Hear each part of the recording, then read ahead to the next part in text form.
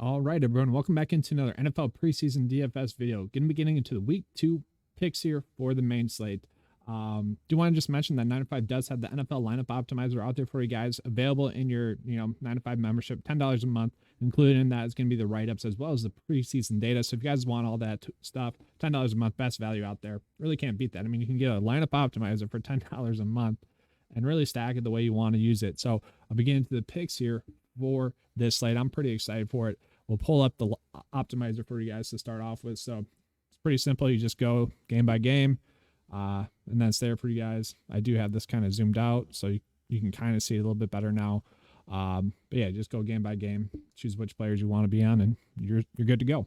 But let's get into the main slate here. We'll break it down. I know it says game by game breakdown. We're actually just going to do position by position for you guys, just really highlighting on the top picks in each price point range.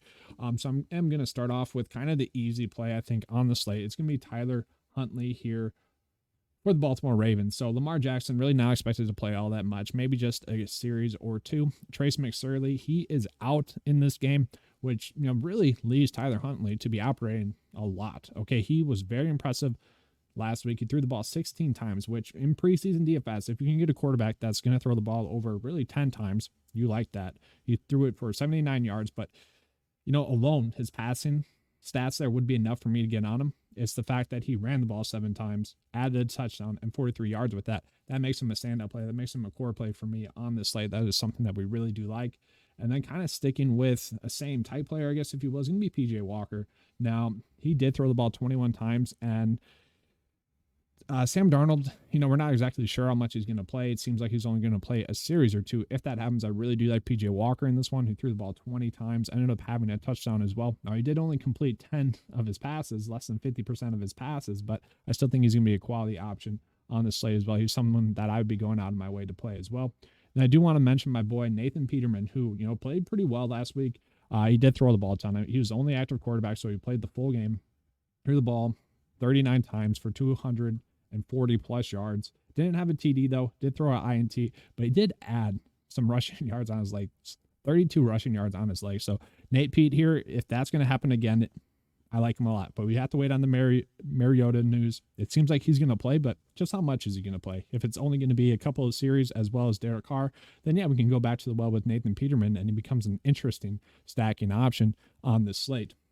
Now we're going to move down into the running back side of the ball here, guys. So running back is pretty easy for me as well, again, in this one.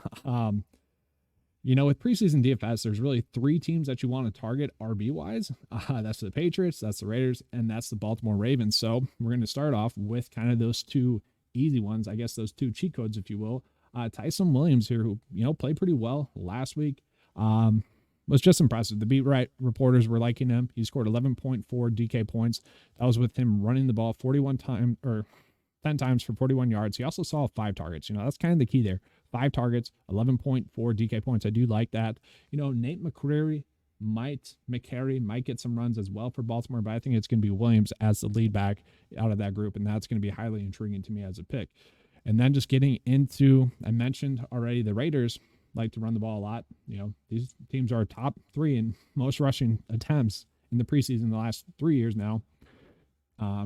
Ragas here, probably butchered that. Trey here, he ran the ball a lot. Okay, that team as a whole ran the ball 36 times in week 1. He ran the ball 13 times. He had 82 total yards and he added a TD. I kind of expect the same from that. And obviously, if we're playing one of these running backs, you can play their defense as well because they're just burning out the clock, and that's something that I do like as well. And I do want to mention just 2 other guys here. Scotty Phillips, I really like as a play. He's a dynamic running back. He showed that as well. He had 13 total carries, 66 total yards, 4 targets, 4 receptions, 23 yards. So obviously had a really good game. Was very impressive. I like him as well. And then the last player I'm going to get on is going to be running back out of Minnesota, Rose Jr., AJ Rose Jr. So the play last week was going to be I can't even butcher his name. I'm not even going to attempt that. Kanini, I don't know. I butchered that, but he got injured on the first play. So that really meant that Rose Jr. was going to get a ton of reps. And I'll pull up the Minnesota Vikings here so you can kind of see it as a whole from the running back position. So they got Dalvin Cook, Alexander Madison, and Amir Abdullah.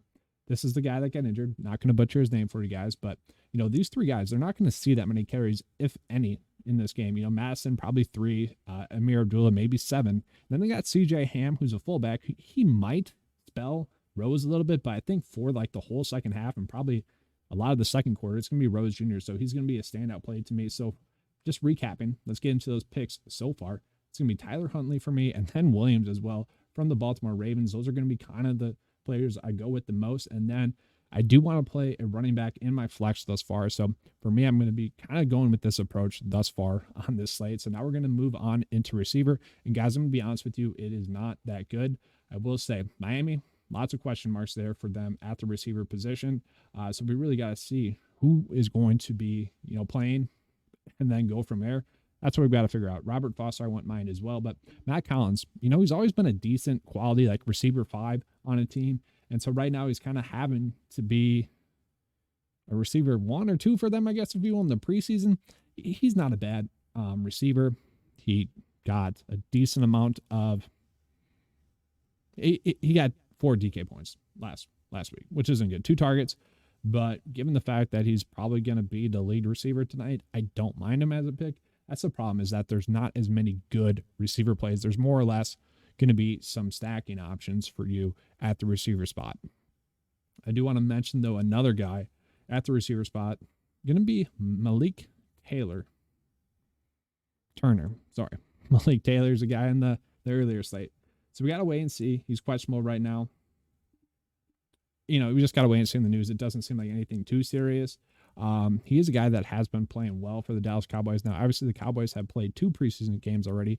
In those 2 preseason games, he's had a total of 12 targets, 5 and 7 targets, and then 14.7 total DK points. Obviously, we're kind of hoping for the floor with this play, but to me, he's a guy that could easily go out and do that again on this slate.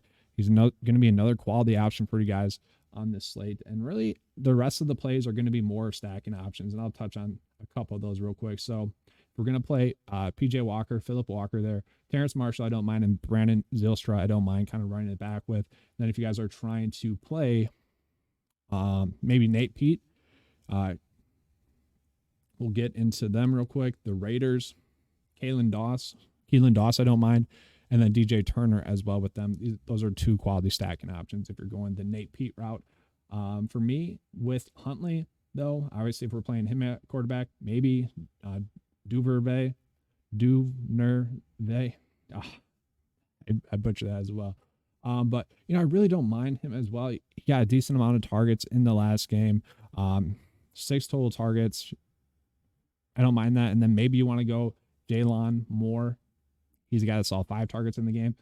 I don't mind that. But really, on this slate, we got a bunch of quality tight end options. So looking at someone like Josh Oliver, who the slate comes down to a ton of quality tight end options. Josh Oliver, he should get a ton of reps again in this one. Nick Boyle's out. Mark Andrews probably not expected to play too much, maybe a series or 2. He also had those cramps that he was dealing with, the severe cramps, I guess, if you will. So he's not expected to play all that much. So Josh Oliver, I don't mind. He had 6.2 DK points last week on 6 targets. I think he'd be a great quality option for you guys, especially if you're stacking Tyler Huntley. He'd be the guy I want to go with the most. And then just touching on 2 other tight end options. It's going to be Tanner Hudson, who just preseason DFS, and Tanner Hudson at the tight end spot last year, or in 2019, he was the leading tight end scorer. I think that's going to be the case once again. And then Jacob Harris is going to be another interesting tight end option, I think, in this one. The shitty part, though, guys, is he's listed as a freaking receiver. He is questionable, but it seems like he's going to play. I'm sick of this happening on these preseason slates. I know it's preseason, but Jacob Harris is listed as a tight end.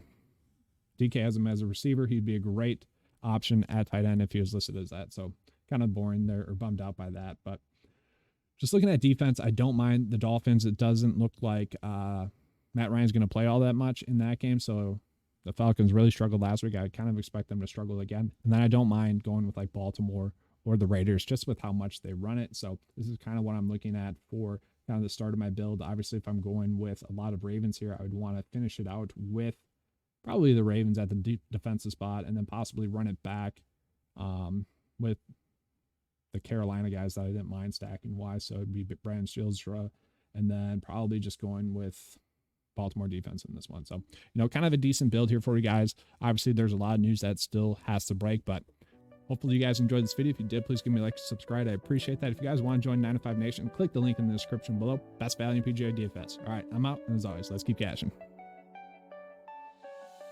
Let's do that again. Let's close it out again. All right, there we go. Good luck.